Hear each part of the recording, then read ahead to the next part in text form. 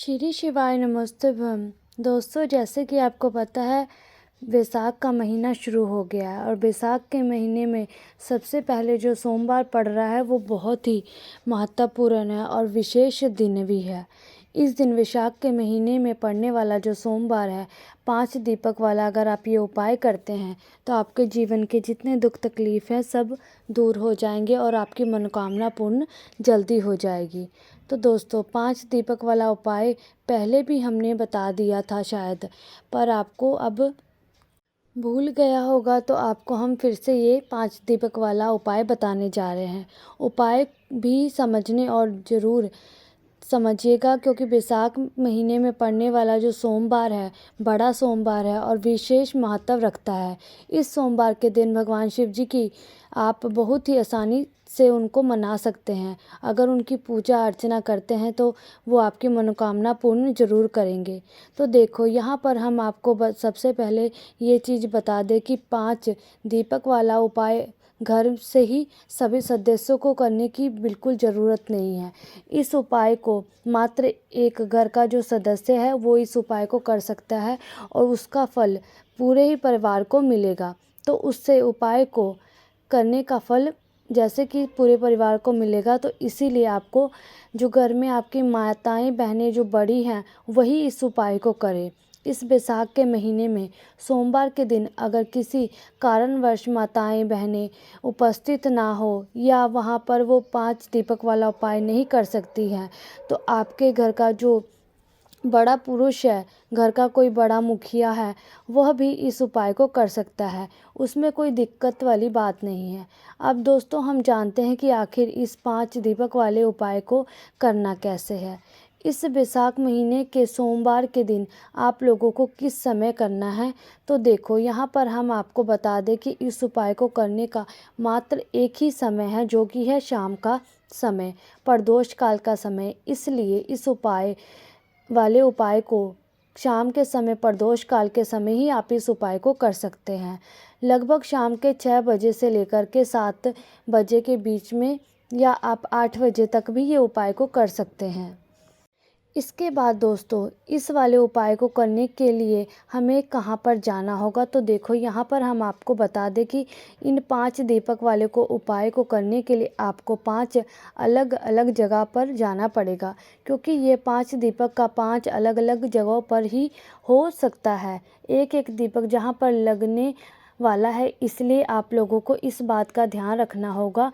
तो चलिए अब जानते हैं कि इसकी विधि क्या है। आखिर इस वैशाख महीने के सोमवार को आपको इन 5 दीपक वाला उपाय को कैसे करना है, तो देखो सबसे पहली चीज़ ये है कि 5 दीपक वाला उपाय है तो सीधी सी बात है कि 5 दीपक की तो आवश्यकता पड़ेगी ही।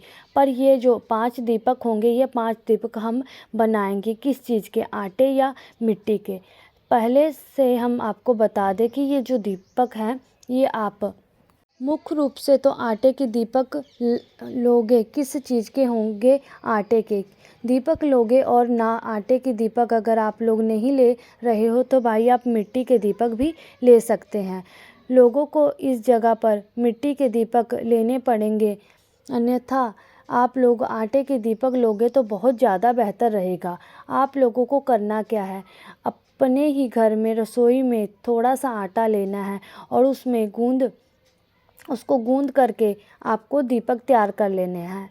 दीपक मीडियम साइज का तैयार कर लीजिएगा और जैसे ही तैयार हो जाते हैं इन 5 दीपकों को आपको किसी एक पूजन वाली थाली में रख लीजिएगा। पूजन वाली थाली कहने का मतलब कोई भी एक ऐसा पात्र जिसके ये 5 दीपक बन जाए, क्योंकि इन 5 दीपकों को आप साथ में रख कर के कहीं लेके जा सकते हैं।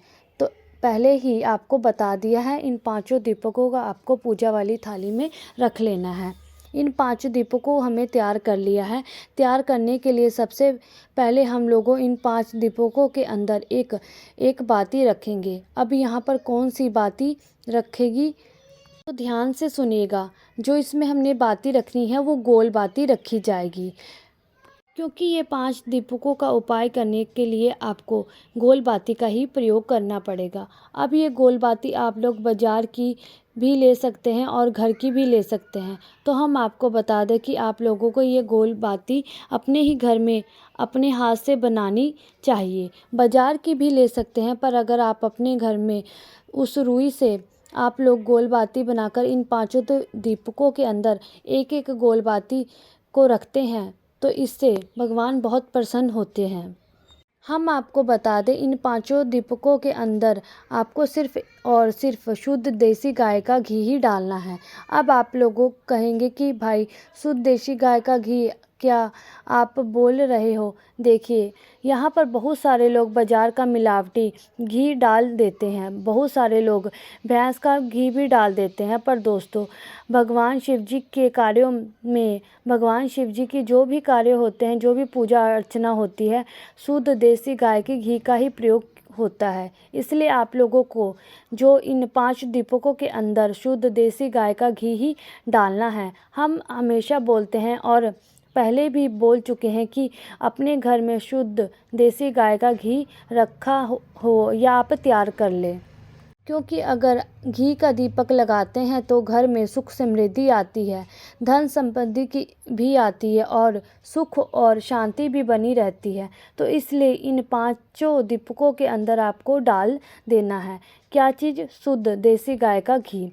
इतना डालना है कि दीपक कुछ समय तक जलते रहे, ना जैसे कि आप लोग इन दीपकों के अंदर शुद्ध देसी गाय का घी डाल देते हो। आपको यह 5 दीपक बनाकर तैयार कर लेने हैं। इसके बाद में अब आपको कुछ बातों का ध्यान रखना है। जब आप इन 5 दीपकों को लेकर के अपने घर से निकलेंगे, देखिए जहाँ पर भी आप कोई ये 5 दीपक रखने वाले हैं, वहाँ पर अगर हो सके तो थोड़े थोड़े कुछ चावल के दाने, तो कुछ फूल की पंखुड़ियाँ, कोई भी एक चीज़ अपने साथ में ज़रूर लेकर के जाइएगा। और जहाँ पर भी आप इन दीपक को रखें, वहाँ पर थोड़े थोड़े से चावल के दाने या कुछ फूल की पंखुड़ियाँ आप लोग ज़रूर रख के उसके ऊपर ही दीपक रखें। अपने घर से अपनी माचिस लेकर जाना। इसलिए दीपकों को जलाने के लिए अगर आप लोग अपने घर से माचिस लेकर नहीं गए और उपाय को करने के लिए पहुंच गए और आपने किसी और से माचिस ले ली, तो आप लोग माचिस लोगे तो आप लोगों को इस उपाय का फल उस व्यक्ति को भी चल जाएगा। अपने घर से अपनी ही माचिस लेकर जाना, और जैसे ही आप लोगों के उपाय की पूरी तैयारी हो जाती है तो उसके बाद में आपको अपने घर से शाम के समय प्रदोष काल में निकलना है। आप चाहे 6 बजे से लेकर 8 बजे के बीच में जब भी उपाय कर रहे हो, 8 बजे से अलग थोड़ा बहुत लेट भी हो जाता है तो भी आप उपाय कर लेना, आपको उपाय का फल ज़रूर मिलेगा। तो 5 दीपक वाला आप उपाय घर से लेकर 5 दीपक आपको घर से लेकर के निकल जाना है। तो ये 5 जगहों पर, अलग अलग जगहों पर ये दीपक रखेंगे, जिससे सबसे पहले जो स्थान है वो है भगवान शिव जी का।